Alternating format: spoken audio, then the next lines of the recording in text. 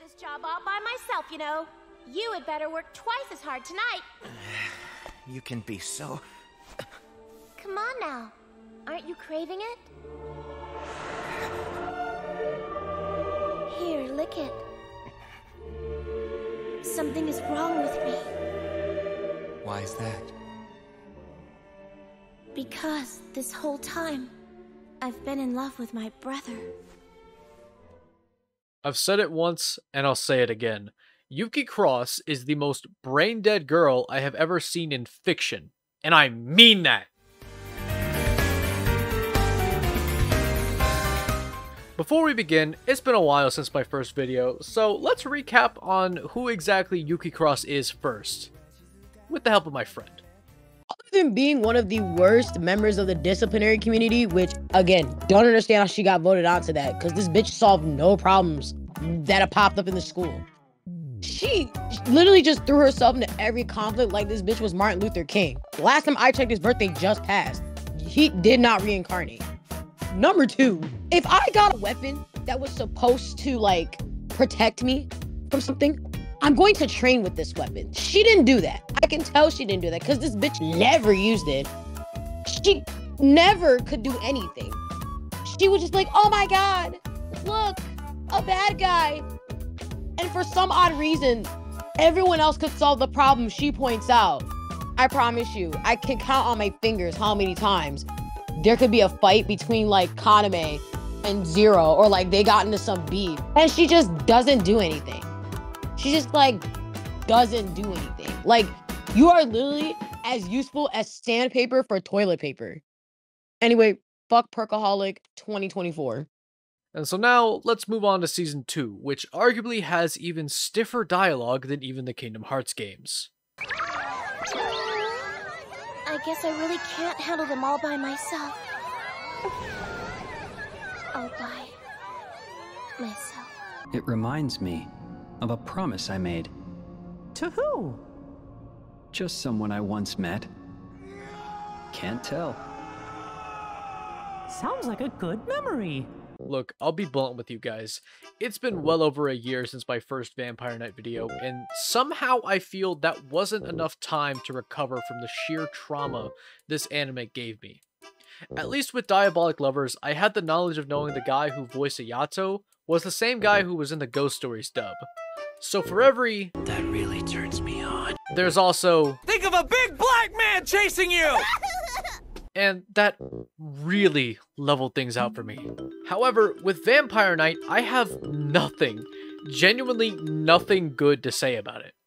Hell, the only reason I haven't started talking about the first episode yet is because A, the algorithm loves longer videos, and B, fuck all happens. Don't believe me? Here's what happens. Yuki does her usual Yuki things, and then this girl wakes up, and then after that, vampires come out to kill Zero. And Yuki being Yuki is still as useless as ever. Throughout this entire episode, the only noteworthy thing that happened is that Zero nearly kissed Yuki. That's it. I'm sorry, it's hard to make jokes about this train wreck, especially when just every character makes me wish I was watching anything else. Literally anything else. Like, I'd rather watch Yosuga no Sora than this. And before you even start, 3,000 subs and I'll do it. Nothing less. I feel my biggest overall issue with this anime is just how uninterested the voice actors sound while voicing their lines. And I know these guys are good too. Because this woman is the VA of Rin Tosaka from Fate. Oh, so that means I can go after you no holds barred starting tomorrow? What do you mean by that? And this guy? That's Edward goddamn Elric. Just you wait! Wait for me! So why do you sound so boring in this? Zero. There's one thing I can do.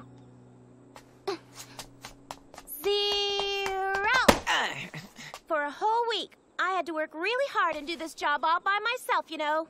Listen, you can make the excuse that you were young and naive when you watched this originally, and couldn't process what was really going on. Or, for the select few of you, Maybe you took one look at Kaname Kuran, and your brain became forever altered for what boys should look like and not how they are naturally.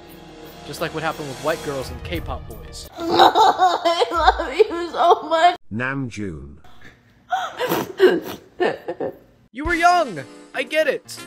But the thing is about me is I have no sympathy for the young, and I solemnly stand by that statement. Especially when in context of the following episode. Listen, I don't care if you're lost, scared, or even crying. If you run into me on the street, I will turn away from you and act like you do not even exist. And you better pray you don't catch me in a car asking for help. Because I learned from the best. He ain't even hurt.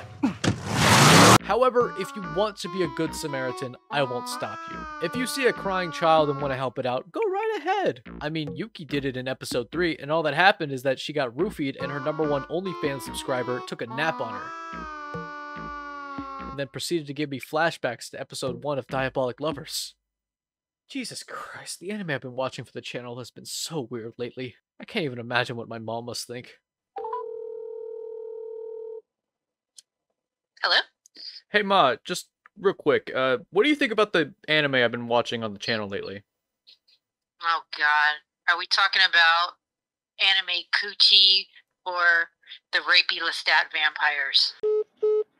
But while we're on the topic of episode 3, it seems as though they're actually trying to establish a plot early this time. Unlike season 1, where you had to wait 9 full episodes before Shizuka even shows up in that girl's body. So that's a relief at least. So episode 3 primarily centers around Hanabusa in this marble, which has some significance to the plot, I'm sure. But I just can't remember what, honestly. Because everything that happened with Hanabusa in this episode immediately flew out the window after Yuki cuts her finger on a shard of a broken plate. And we get this whole lovely exchange between Yuki and Zero. Here, lick it. It was around this point that I felt the need to ask myself something. Is my mental health really worth damaging just to watch this crap? Thankfully though, I have BetterHelp.com to... You really thought there was going to be a sponsor in this video? No? Oh... That's never gonna happen.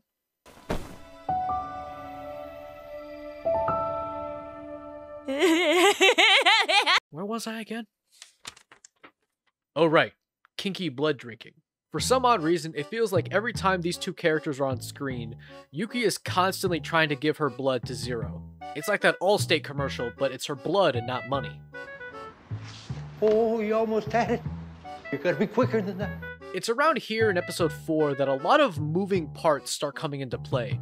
We watch as that little boy that roofied Yuki is revealed to be Senri's dad.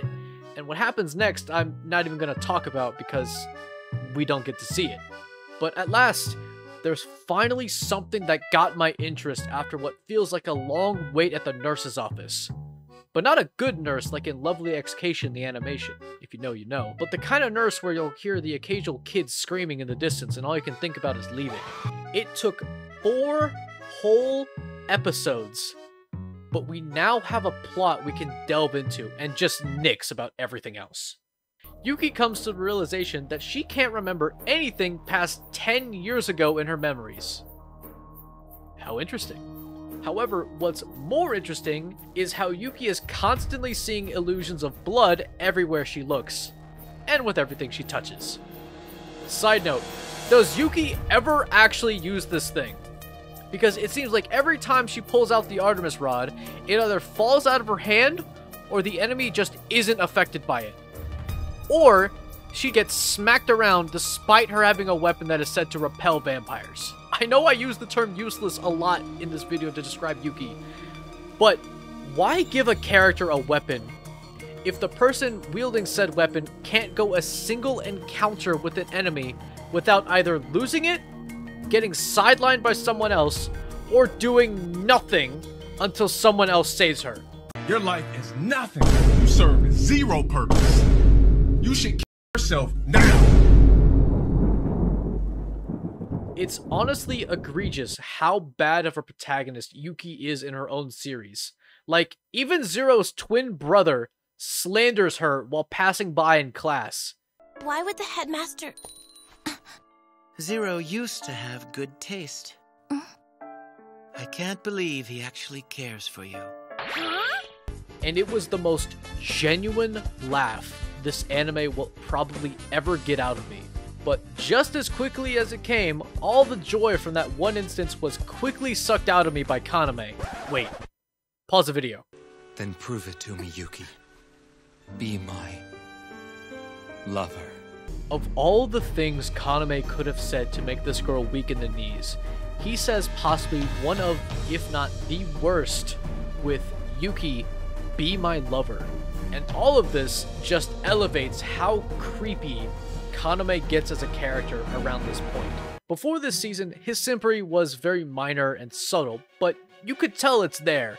But in this season, Kaname is simping on all cylinders, now making the members of the night class guard and escort Yuki around the school.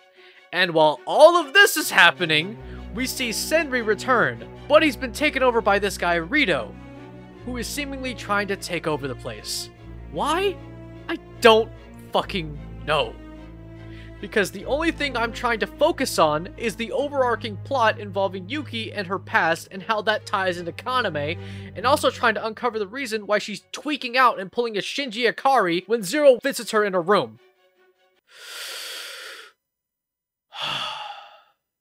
Let's take a breather here, because right now there's so many moving pieces that I've basically lost track of everything. First, we have the Hunters Association wanting to kill Zero, and then we have Tweaky Cross tripping off a perk every 2 seconds, and whatever the hell Ichiru is doing, and finally, Yuki and Kaname being revealed as brother and sister after Kaname turned her into a vampire. He's my older brother. And while all of that is happening, it is all immediately overshadowed by the fact that I have the displeasure of hearing child Yuki talk again. Big brother's back! Welcome home, Kaname! Good to be home. Honestly, trying to keep up with everything that's happening is exhausting. Because right when it seems like things are about to get interesting, it just cuts to something else. So for the sake of simplicity, and for the fact that I'm lazy, let's just focus on Kaname, Rito, and Yuki. Everything else, we're just gonna forget about it. Okay? Okay. So after Kaname stabs his hand, yes, we're skipping a lot of context, but don't worry, you're not missing much, I promise. It takes Rito the entire episode of just absorbing Kaname's blood before the dude even gets up. And on the other hand, it was during that time that we learned what it is Kaname had been planning. It's here where he reveals his Light Yagami-esque plan, which involves Zero, who's been tweaking like a rabid dog for the last few episodes, in which Kaname tells Zero that he's the one who needs to kill Rito, telling him that the now pure blood, yes, they genuinely say it like this, of Yuki is now coursing through his veins along with the blood of Shizuka and Kaname's blood, which is all part of Kaname's plan to make Zero the strongest vampire hunter. Whatever the fuck that means. You know what really grinds my gears out of everything that has happened in this show right now? Yuki is supposed to be this stupid, broken vampire princess like everyone's been saying. But even now, with vampiric bullshit at her side, she's still as useless as before. Even the stick knows it! Yuki being a vampire means that she can no longer hold the Artemis Rod. So, unable to defend herself, she's once again saved by someone else. I swear, she gets sidelined by nearly everyone in her own series. And I can't even remember if she does anything proactive when she's on screen. And if that wasn't already bad enough, then listen to this. The most blasphemous thing to ever come out of this wretched, horrid, vile atrocity of an anime series is this anime somehow made a character with a scythe lame. How? How do you even do that? This anime has seriously ruined my love for the art form. It's taken away everything that I thought was cool about Vampire Hunters, and worst of all, you stole my goddamn Saturday! I will never forgive you for that. This chapter is at last coming to a close. Yuki, being the shallow protagonist she is, once again gets saved by someone else. And then, with the help of Zero and his new gun, and Kaname, they finally kill Rito. And everyone gets ready to go off on their journey away from Cross Academy. Now, normally this is where I'd end the video, but just like Billy Mays, I'm not done yet. Throughout the entirety of Season 2, we see Kaname and Yuki practically simp for one another time and time again, varying on creepy many times. But what makes it even worse is because in the manga, we learn that Yuki and Kaname have a daughter together. But in a cruel twist of fate, Kaname decides to make the decision to sacrifice himself to power up anti-vampire weapons. I'm getting all of this from an article I'm reading, by the way. I didn't want to read the manga. I'm sorry. And so with that, Kaname rips his heart out and tosses it into a furnace, leaving Yuki to take care of their only child by herself. Huh. Never expected Kaname to be a dad on par with Jing Freaks. However, what follows is somehow even worse because Kaname tells Zero to have a happy life with Yuki. And so Yuki and Zero also have a baby together. God damn it, why do I torture myself with this horrendous shit? Anyways, to summarize, Kaname is the protagonist from Mushoku Tensei, and Meliodas using the Potara earrings to fuse into the simp who drinks blood and doesn't want to pay his child support. And everything that happens to Yuki is as bullshit as the people who say they like this anime. Because what the actual fuck was this story? Before I go, I just want to say that I'm so grateful to each and every one of you who has subscribed to my channel in the last few weeks. I've genuinely shed a few tears seeing all your comments. It's been the most growth my channel has seen in years, and I honestly can't thank you enough. It really means so much to me, and I cannot wait to hit the next milestone. So, until next time, guys, see ya.